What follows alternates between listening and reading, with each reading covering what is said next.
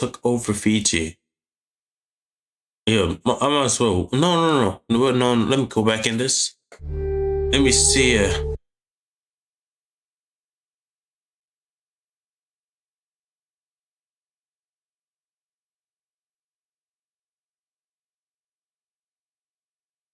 As the Great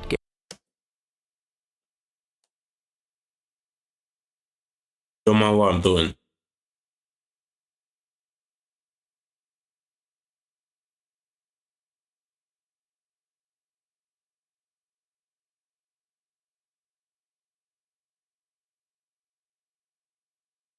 But there was a cool way he started the video.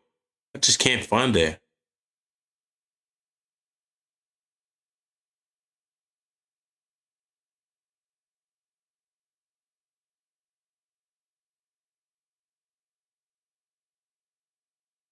I guess I'm not gonna see it anymore. That hurt my feelings. Like, bro, I was thinking about it. I'm trying to find something. I'm thinking about it. Okay, so like, let's okay. How the town? No, fuck. Fiji. The cult that took over Fiji. Yo, like, literally, this would be insane. Is a paradise in the South Pacific. Unfortunately, the country has been infiltrated by a doomsday cult, Grace Road. They rule their members with an iron fist, while entangling international authorities in a years-long game of cat and mouse. Unhindered, the cult built a vast business empire stretching across the island, warmly embraced by the local government. Their ambitions seem to be far from over. Their ambitions seem to be far from over. Yo, this is gonna be tough. Yo, the song too. Bro, the song. Ooh. Yo, it's actually nice. The song's tough. Reminds me of like Gravity Falls and stuff. Can't even lie. But like, it sounds like a Hawaii type of theme and stuff. Over.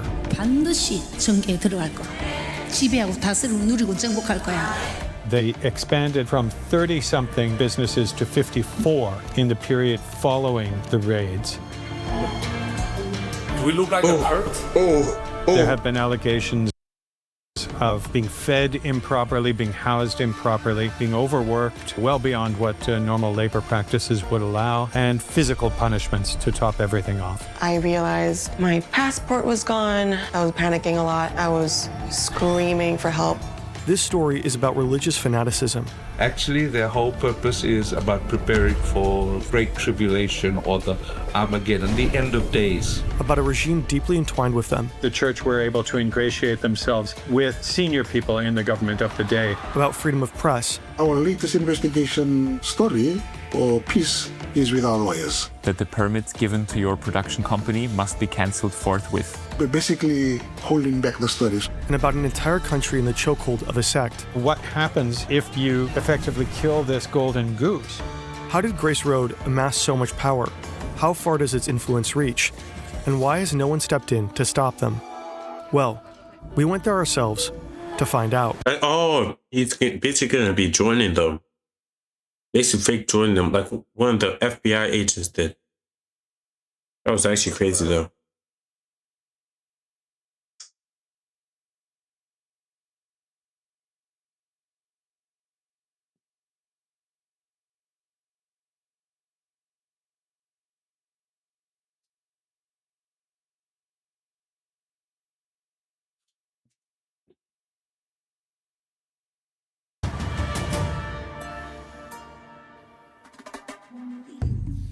All right, it's the first day here. This investigation is, of course, a job for Valley.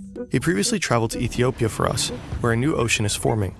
It doesn't take long to convince him to go. I was super happy when Fern asked me to go to the other side of the world to... But he just likes traveling.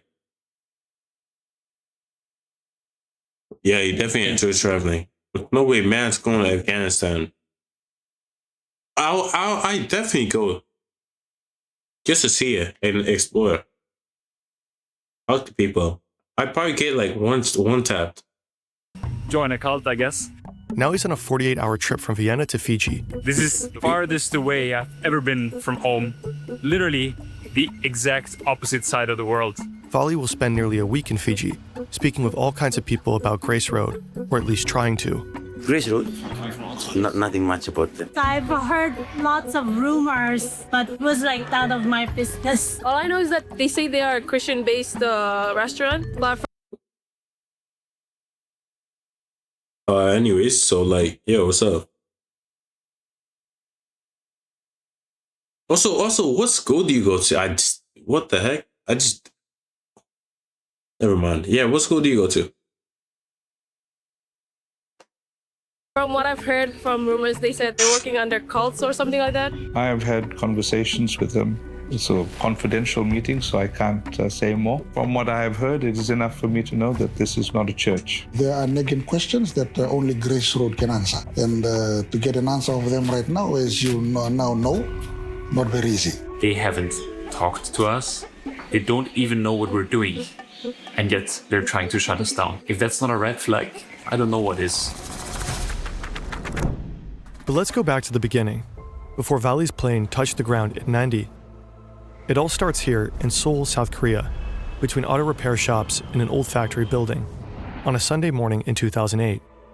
The woman in the blazer up front is called Shin Ok-jo. She spent 3 years evangelizing China, preached in Philadelphia and in South Korea. She claims she was trained by the Presbyterian Church, back then one of the largest Christian denominations in South Korea. But the Presbyterian Church insists Shin's story is false. Not that it matters much. By now, Shin has her own church, Grace Road.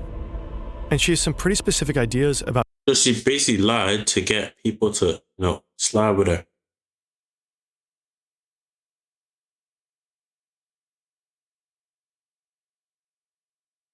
They said, this girl, I never knew her. I never ever talked to her. Who the hell was that?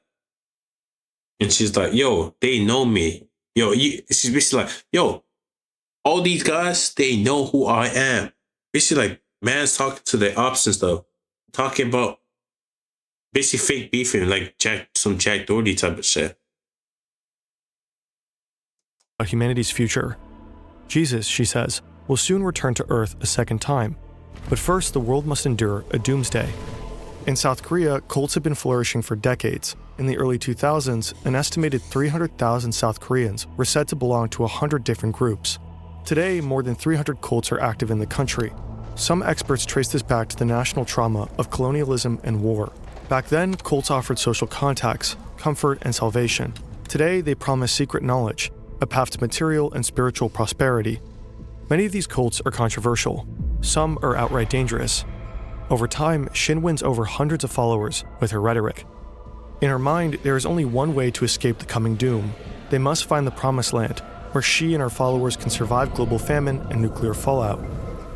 Their plan was to establish these large farms and to assist in helping feed the world during a time of hardship. That was the message that... That does not seem bad if you think about it. It doesn't really sound bad. Feed people in time of famine. Basically have a farm.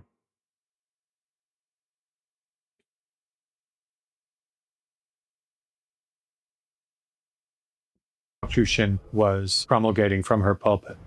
Dan McGarry is an editor for the Pacific region with the OCCRP, the Organized Crime and Corruption Reporting Project. He's been investigating Grace Road for years. Around 2014, Shin's son, Daniel Kim, takes up the quest to find said promised land. He searches for a place with no winter and a steady warmth between 20 and 30 degrees Celsius. In his pursuit, he allegedly traveled to 60 countries, and eventually his search leads him to Fiji. An archipelago of 332 islands and over 500 islets. Scattered across an ocean expanse almost twice the size of the Gulf of Mexico, only 100 are inhabited. Fewer than 1 million people live here, most of them on the main island, Viti-Levu. That's also where the capital Suva is located. Until 1970, Fiji was part of the British Empire, so English became the official language, and because India was also under British rule, many Indians ended up in Fiji. Today, next to English, people here also speak Fijian Hindi and traditional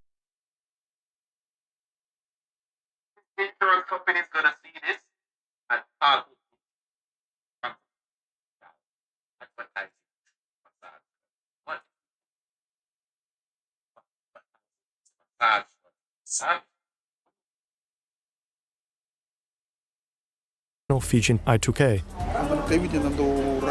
Like he said, at the end of the day, only thing you hear is stories, but it's important for us to see it and believe it. We can't be depending on the stories we hear. Back in 2014, Kim wrapped up his assessment of whether Fiji could be the promised land. Now he's about to leave for his next destination, Nepal. But he gets stuck in Fiji and takes it as a sign from God. His quest, he believes, reached its conclusion. Soon after, Grace Road announces they have clear evidence. This is the land God has prepared. And so Prophet Kim's mother and hundreds of church members follow him there. Others believe no prolonged search mission or higher power was involved. There used to be a direct flight from Seoul to Nandi. That's it, it was a direct flight. Reverend Bhagwan James is the General Secretary of the Pacific Conference of Churches, an organization to bring together different churches in the Pacific region. He is also a minister of Fiji's Methodist Church. I can tell you that I have been aware of the Grace Road group for about 11 years now. I was first approached by Korean groups in Fiji, faith groups in Fiji that are doing missionary work to raise their concerns about some of the new sects that were coming in. It wasn't just Fijians who were wary of Grace Road. Back home in South Korea, the Presbyterian Church launched an investigation into Shin Ok-jo and gathered evidence of just how dangerous she was. To heal a schizophrenic man, she ordered her followers to tie him with duct tape. The man's blood circulation failed, and his leg later had to be amputated. In September 2014, the Presbyterian Church declared Shin a heretic.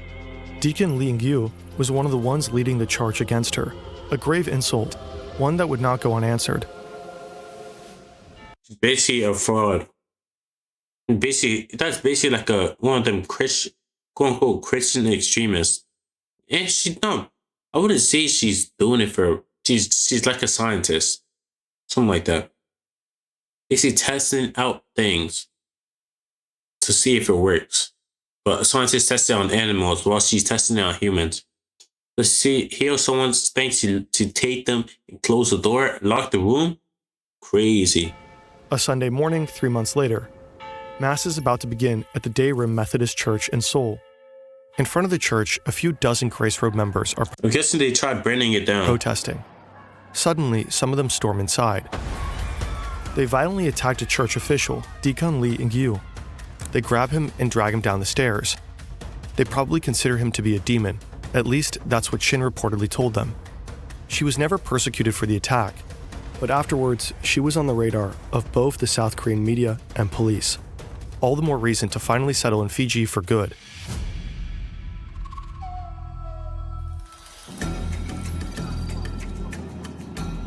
This is the place that is supposed to save a group of people from famine and nuclear fallout.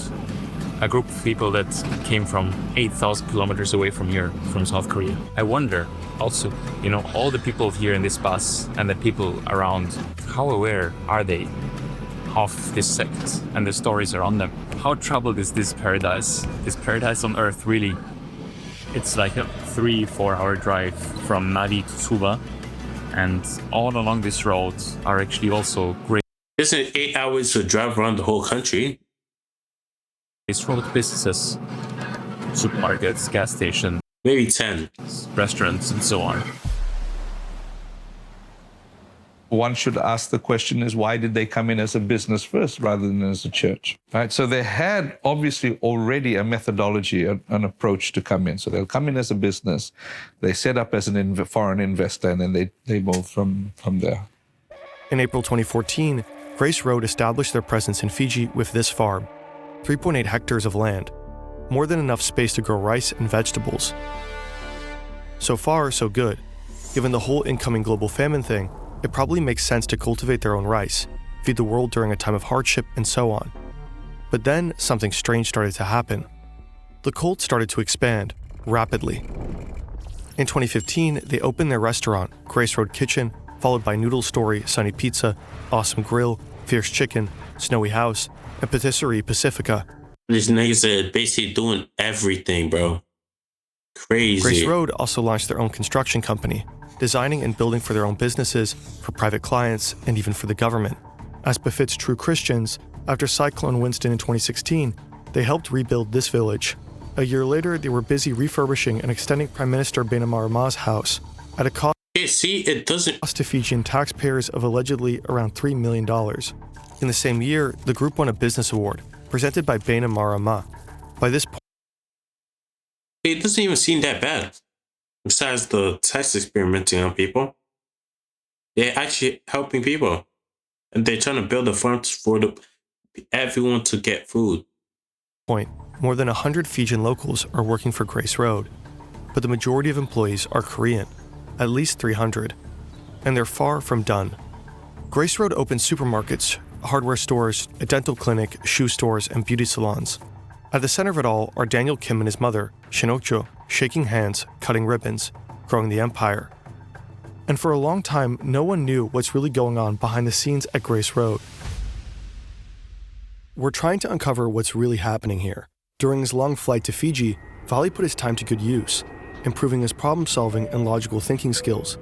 With the help of our sponsor, Brilliant. Brilliant is a hands-on learning platform. Up to 6. Don't be fooled by teachers on your PC skills the platform has. Which is the place where it all started. The headquarters of Grace Roads and Grace Farms. This is the road, the Grace Road.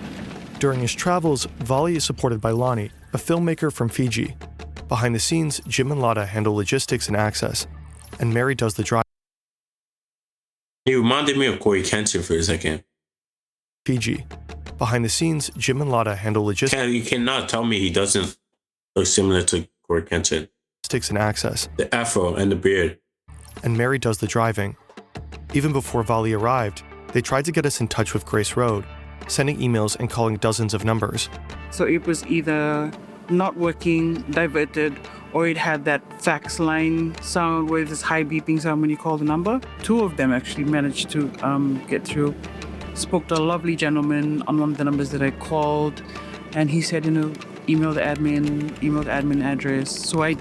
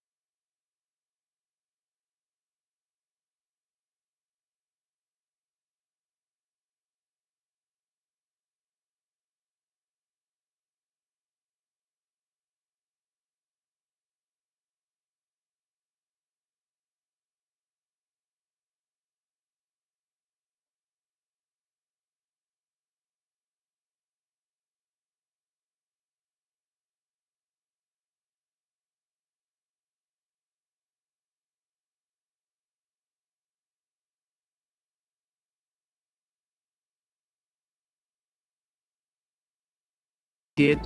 I'm still waiting for a response from them. I've tried that number again. Nobody's answered. By now, it seems Lonnie's number got blocked.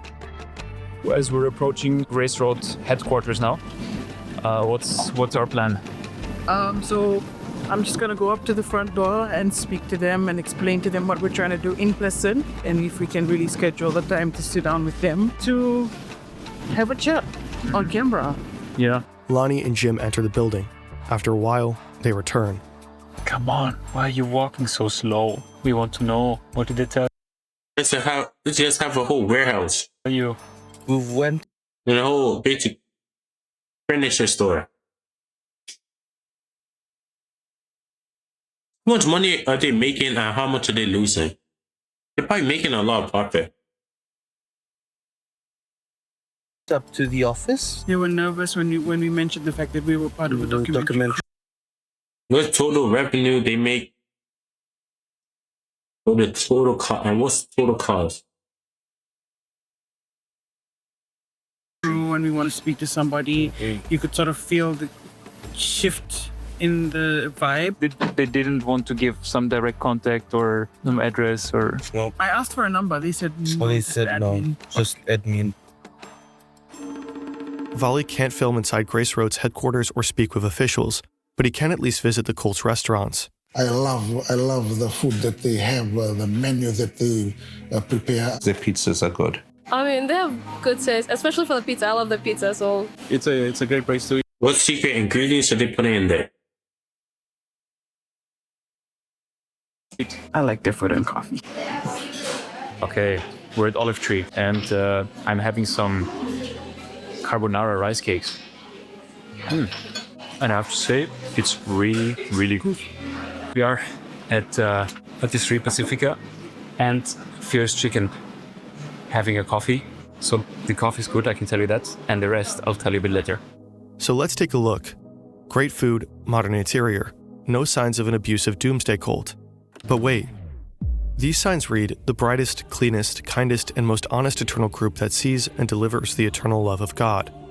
Interesting world map also. The center of the world, Fiji, the only island with yesterday and today. And look at these. The Booklet of Truth, by Reverend Okjo Shin. Vali takes one.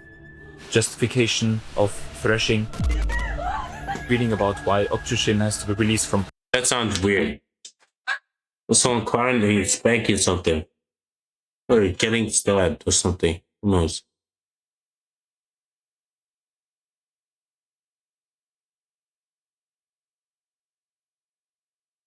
Prison.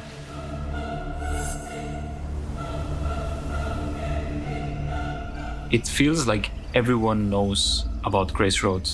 Everyone has a reaction whenever I mention it. But probably people don't want to talk about it because they know something. But it's like the Taliban video. People knew something, but they didn't want to say it. They wanted to say it, but they felt like if they say it, their life is going to be threatened. Something like that. Name. And I can't really tell what the reaction is like about their businesses, restaurants, shops. But whenever I ask a little bit more critical question, it feels that people tensen up. People don't want to comment. People don't know, or they've heard some rumors. But it really feels like they don't speak openly, or they can't speak openly, or they just want to focus on the positive aspects. And we have speculated that this might also be related to some kind of leftover fear of the previous government, which was essentially a dictatorship under Bainimarama. In the Bainimarama era, things were quite different. This is Fred Wesley, editor-in-chief of the newspaper Fiji Times. He was already in office when Grace Road set foot in Fiji. Back then, what looked like paradise was in fact a deeply oppressed country. I say there's a lot of misunderstanding by the international community of what transpired here. And Australia and New Zealand, being big brothers, wanted to stamp their mark as big brothers. But why do you think they're doing it? Because they don't like to see a military dictatorship in the region. Frank Bainimarama came to power in a military coup. He was a former commodore of the Fijian Navy. He's a strong man. He is reputed to have inflicted great many acts of violence on individuals who were critical of the regime. A lot of people don't want to understand the situation here. Is it because I'm a military man? Yes, of course, you've seized power. Okay, no, with a military man in a nice shirt, but you're still a military man and you're still... Well, I keep telling everyone, a radical change needs to be brought in. And radical change cannot be brought in by some weak organization. Under Bainimarama, the opposition in parliament was, for all intents and purposes, muzzled. Freedoms of expression, peaceful assembly, and association were restricted. Violence was commonplace. The media was heavily censored and tightly controlled by the regime. I had a senior journalist who was based in the West, who was arrested 5 times, thrown into a cell 3 times. I've had people who were journalists who were verbally abused by ministers, and an editor would get a $25,000 fine and be sentenced to jail for 2 years. It wasn't only journalists that were suffering this kind of repression. The laws were changed, the constitution was changed, the arm of government was strengthened in terms of repressing negative or critical voices. It was a very, very strict regime for anybody who wasn't completely aligned with the Bainimarama agenda.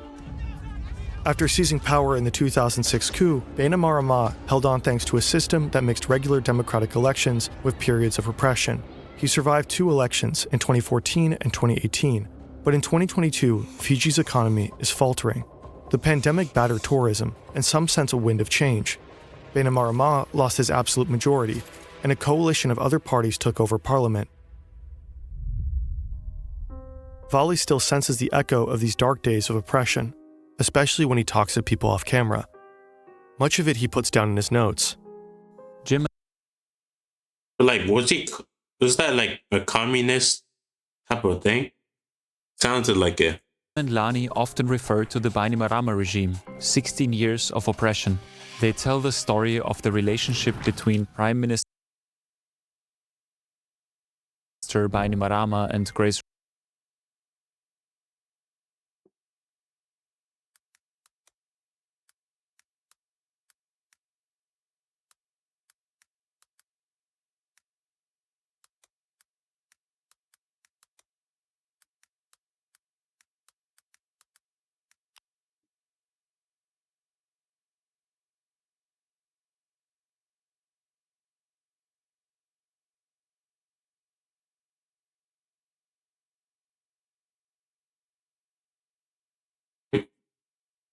Yeah.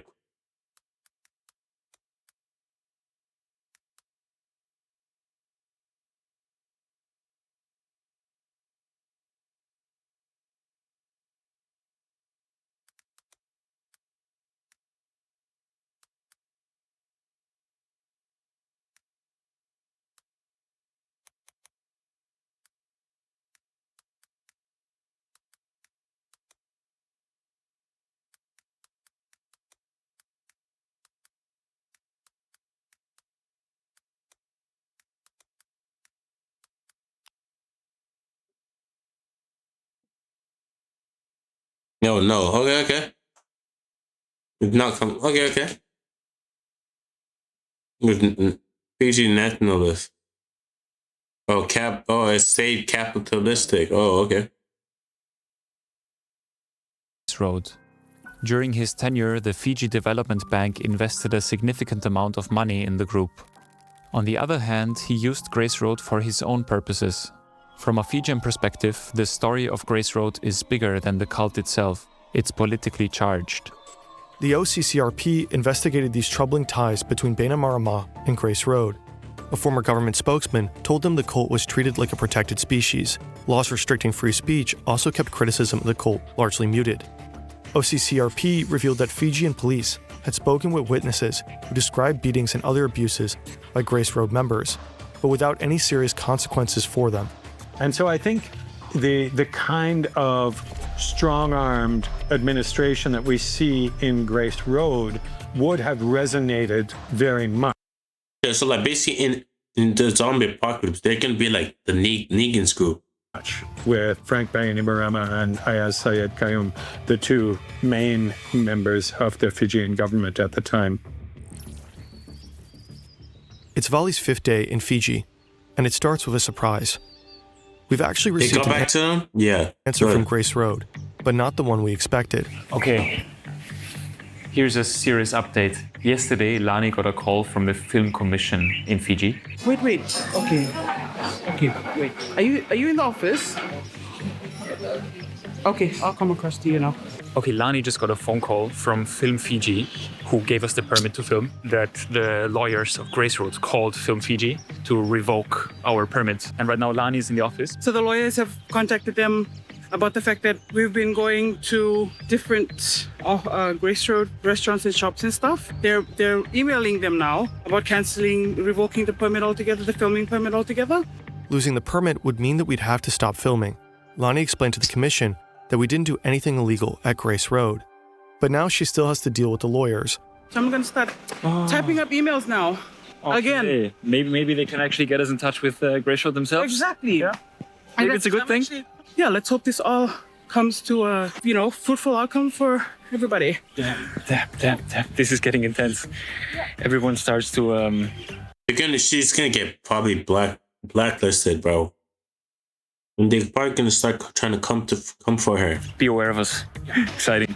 The lawyers from Grace Road state that our client is extremely concerned with the basis on which a permit was given to your production company. It is imperative that the permit given to your production company must be cancelled forthwith. However, we will leave that decision to Film Fiji. They also wrote that we need permission from Grace Road to film anything about them, and that they, quote, expressly declines your request to film or shoot any short film, documentary, or any other form of any motion picture on or about it. They're trying to shut us down. If that's not a red flag, I don't know what is. Anyway, we get to keep our filming permit, but from Grace Road's perspective, it probably made sense to try to stop us from filming. After all, it would be a shame if more people learned about the horrendous crimes they allegedly committed. It's the summer of 2018, 4 years after Grace Road's arrival in Fiji. Their many businesses are thriving. Bainimarama's regime is still in power. Shin is on a 15-hour trip back to South Korea. When she and other church leaders arrive at Incheon International Airport in Seoul, the group is suddenly surrounded by police officers. Shin Okjo and 3 of her companions are arrested on the spot. By that time, there were fairly well-developed allegations of significant physical violence. The church goes through this process they call the threshing floor. And that means, they say that people's sins are expiated through beatings, effectively. It's really... This is some exorcism shit. Upsetting violence. We've seen the footage of the threshing floor. We will not show it here, but it is truly gruesome. That kind of activity had been going on for quite some time. Korean authorities were aware of it. They had credible allegations. They felt they had sufficient evidence. And these violent practices are said to have made their way to Fiji. It appears to be the method of maintaining discipline within the church membership itself. And that discipline is extremely strict by every account that we've come across. That's what Marama told us as well. She worked for Grace Road's farms and in their True Mark supermarkets. They getting hurt but tell each other or go to the hospital. We were not able to independently verify Marama's statements. However, her account aligns with numerous other reports from former workers, including those of this young woman, whom Vali happened to meet by chance on the roadside. If they did something wrong, they'll be getting I heard that they'll get hiding and all from the leaders. And when the time ask them, they'll just say that I fell. We were not able to independently verify her statements either, but she claims that she worked at Grace. Fiji been in road. Stop us from filming. Yeah, let's hope. Korea interrupted her studies. People taking their passports effectively and refusing them the ability to travel, that is, to leave the church. For all employees, one thing stands out. Grace Road seems to operate like a 2-tier society. Employees, those of this young woman, whom Vali happened to meet by chance on the roadside. If they did something wrong, they'll be getting I heard that they'll get hiding and all from the leaders. And when the time ask them, they'll just say that I. Doesn't it sound like it's kind of historical evidence? Different perspective, but still telling the same story. Different perspective. Different people saying the same exact similar thing. Basically, like going like that. There's one line, let's say you're the line, and there's like other lines connected to one single line that's connected to you. Like, it's basically, like, you get what I mean? We were not able to independently verify her statements either, but she claims that she worked at Grace Farms for 2 months as a holiday job. Despite the harsh conditions for all employees, one thing stands out. Grace Road seems to operate like a 2-tier society. On one side are the local Fijians, who've had some bad experiences, and on the other the Koreans, who have suffered far worse. Fijian workers, by all accounts, were treated well, but at the end of the day, they went home. The mostly Korean church members did not. They were kept in barracks There have been a number of allegations. They extend to separation of family members forcefully, the unwilling detention of people, taking their passports effectively and refusing them the ability to travel, that is, to leave the church. There have been allegations of being fed improperly, being housed improperly, being overworked, well beyond what normal labor practices would allow, physical punishments to top everything off. Much of this was allegedly also experienced in 2014 by then 21-year-old Seoeun Lee. After undergoing cancer surgery, her mother joined Grace Road and wanted to travel to Fiji for recovery. Seoeun interrupted her studies and accompanied her for 2 weeks. Shin's sermons were bizarre. A lot of wailing, a lot of shouting. She would verbally abuse a lot of people, call them names, awful names. When she tried to leave, she realized something was wrong. Actually started packing the day passport was gone before. And when I went to, pack my computer, my laptop, it was gone. I realized my passport was gone. I was panicking a lot. I was screaming for help. Dressed only in pajamas and flip-flops, she made her escape. Although others tried to block her path, she managed to break free and ran straight towards a police car. They helped her obtain an emergency passport at the South Korean embassy. All the while, Grace Road members pursued her, and even her own mother tried to convince her to stay. Oh, she got brainwashed. Damn. Just sad. This her mom's with her hair still to this day. But once you get brainwashed, it's hard for you to switch up and be fixed.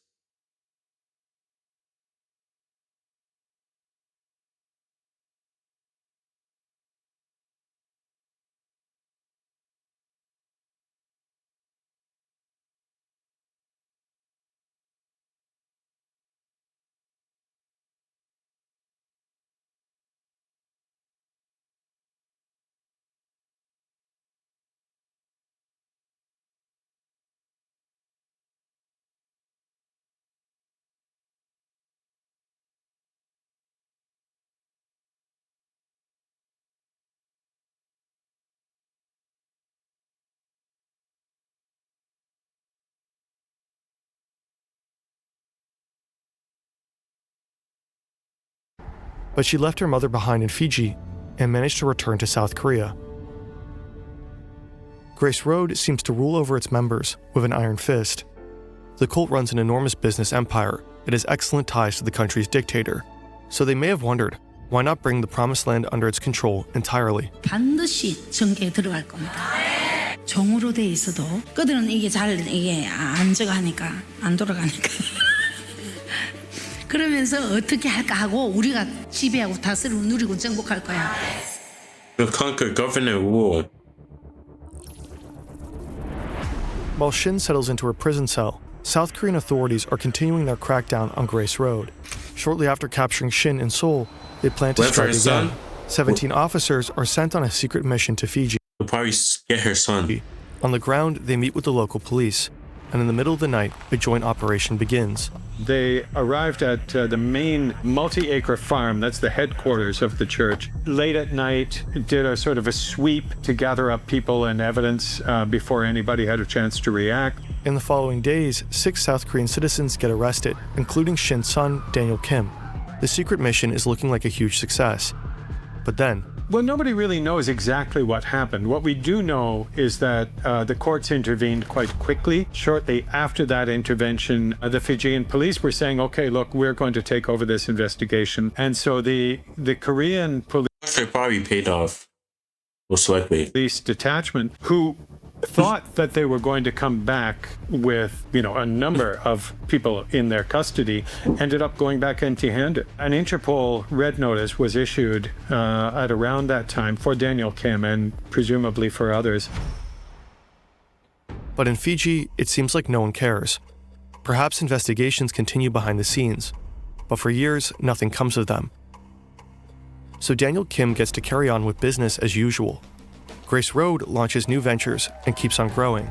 They expanded from 30-something businesses to 54 in the period following the raids. Grace Road became one of the largest private employers in Fiji at the time. And they keep diversifying. From dental clinics to gas stations, the stations are reportedly run in partnership with ExxonMobil. They are still operating today.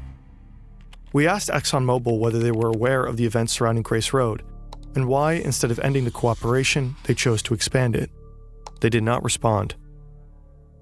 In July 2019, Shin Ok-jo was convicted in South Korea. She was sentenced to 6 years in prison for fraud, holding her followers captive in Fiji and subjecting them to violence. Daniel Kim became the effective leader of the church. He's got, the money of his contributors, of his church members. He's also got access to a great deal of leverage in terms of development loans and various other things. But not everyone in Fiji stays silent about Grace Road. At the end of 2019, opposition leader thE Rabuka demands an immediate investigation. Now that Korean courts have convicted the founder of Grace Road for offenses committed in Fiji, our authorities cannot turn a blind eye to the allegation of forced labor, torture, assault, and illegal detention, and they must act swiftly to protect the human rights of the members of Grace Road and prosecute those who have broken our laws. Despite all the allegations and calls for investigation, Bainimarama reportedly continues to let the cult operate undisturbed for years. But by 2022, his grip on power is slipping. After 16 years of oppressive rule, Bainimarama is finally voted out. thE Rabuka becomes prime minister. All signs point to trouble for Grace Road. Well, they're probably gonna want to assassinate him, get him out, so they can bring back the person who was busy letting them slide. 2023, September 7th. The newly elected Fijian government is cracking down on the cult. 6 members of the cult are declared prohibited immigrants after the South Korean government nullified their passports. 2 members get deported. 2 more are released after a court injunction. The last 2, including Daniel Kim, are said to be on the run. But then this appears on Facebook. We are not human. Everyone we know who knows about us. Do we look like a cult? If the cult, why are so many of the customers supporting us? So I want to deliver this message to the people that this is not a legal thing. This is illegally, and we are not happy about it. How they can do that? But it's no use. Daniel Kim is put on immigration custody. For years, Grace Road stayed silent in the face of criticism, but now they launch a massive solidarity campaign. The cult is facing existential risks. Its leader was convicted in South Korea. Her son, the new head, is detained, and the new government has launched extensive investigations. For now, their business keeps running, from agriculture and construction to restaurants, supermarkets, and gas stations. The question is, how long will it last? A concern that, it seems, has begun to trouble the Fijian government as well. Grace Road claims in a statement that it creates jobs for rural development and employs over 800 local workers, making it one of the country's biggest employers. Well, look, let's be realistic. Grace Road is a significant economic driver. Tourism has not rebounded to the levels that existed pre-COVID. These guys literally have everything in the country. Jobs. They have big supermarkets, furniture stores, bro. Restaurants, bro. Everything. Grace Road is an alternative employer to the tourism industry. And so if you pull the plug, summarily on 54 companies... Basically shut down the whole thing. And brings down the economy. Operating across swath of the country's main island, that could have some pretty serious repercussion. Jump forward to December 2024, 400 days after Kim's detention, half a year before Vali will travel to Fiji. Countless Grace Road members and employees have gathered in front of the appeals court in the capital, Suva. This is the moment they have all been waiting for. Daniel Kim and another Grace Road official step out. He is free. This was the normal operation of the courts. They have allowed him his liberty while this judicial review is in process. The de facto leader of Grace Road is out on bail.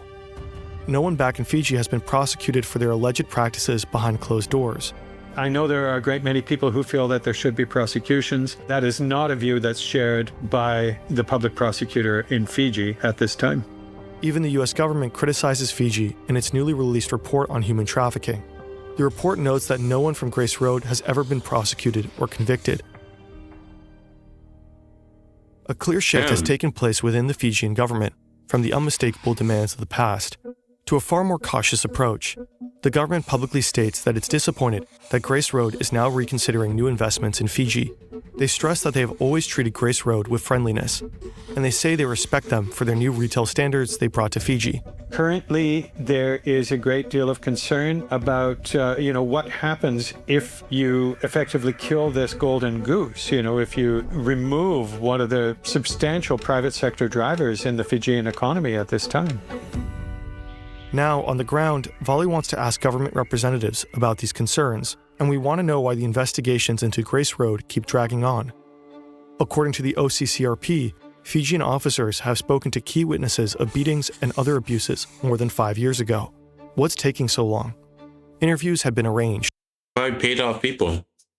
But a series of unfortunate circumstances got in the way. For example, key members of the government were stuck on another island, 6 to 8 hours away. Now, most of the government officials actually, like this week, they have a super intense week, right? Luckily, Lani has already received commitments from individual ministers and is now trying to arrange new appointments.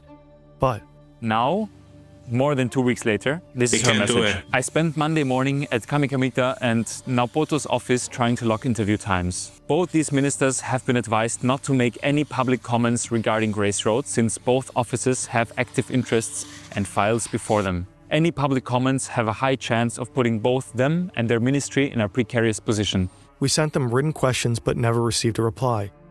We also reached out to the Grace Road group, but unsurprisingly, got no response either. Lani talked about the colonial history of Fiji, how the UK thought they could conquer it but couldn't, and instead had to integrate.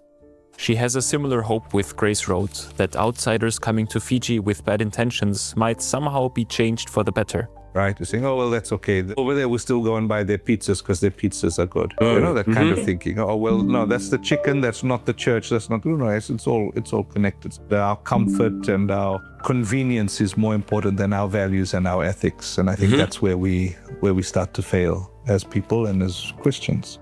And you see, I came here to understand what is Grace Road really about. And to be honest, finding answers to these questions has been really, really tough. There's so much secrecy. People seem to be afraid of something whenever talking about Grace Road. I think one of the things that we need to remember is that Fijians have been living under a more or less oppressive regime with significant curtailment of their human rights since 2006. Democratic government, as we understand it, is a fairly novel concept. Our latest investigation story or piece is with our lawyers. We've had Grace Road lawyers send us a notice to holding back the story. But yes, we do have an investigation piece that we hope to run over a couple of weeks, an in-depth investigation where we have spoken to victims, we have spoken to people who worked once for Grace Road and who have left. As of the release of this video, the Fiji Times have not published their investigation.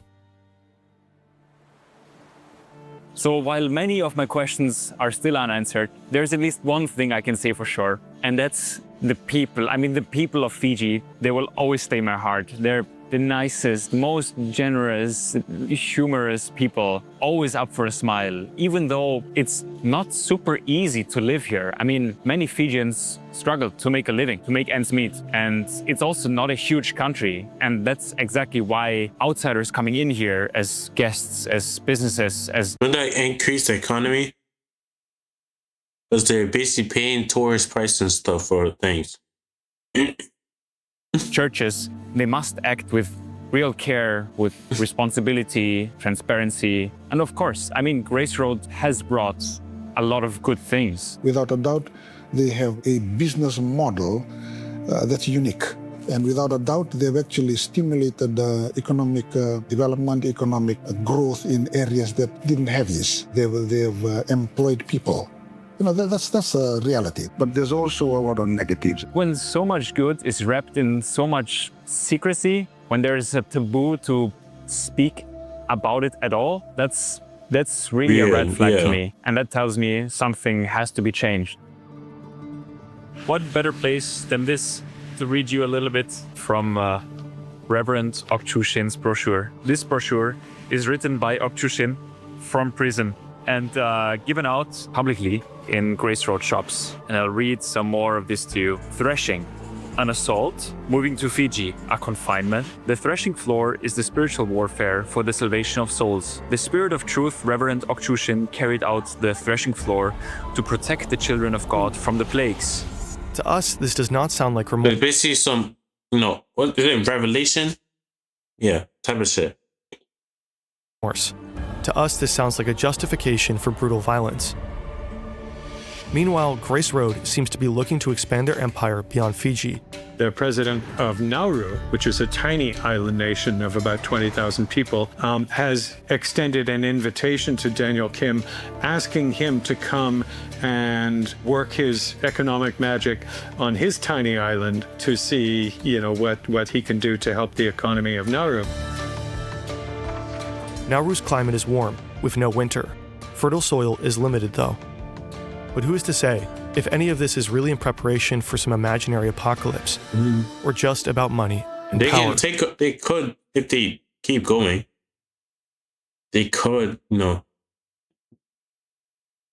get some bigger countries like the U.S. Actually, U.S. is definitely not relying on them. Hey, it depends on the leader.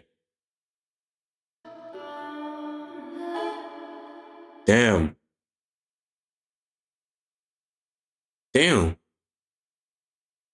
Grace Road. This is educational, bro.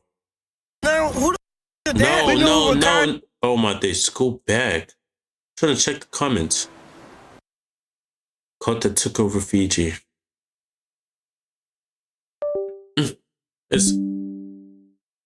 I saw something about like cult. Oh yeah. Do we look like a cult? Yes, you do. Indicator of a cult. Take control of information and communication. Uses abuse to control people. Actively, resisting press, coverage. Damn, bro. Well, I say it's not even. Actually, yes, it is. They're beating people, bro, and making them work. It's crazy.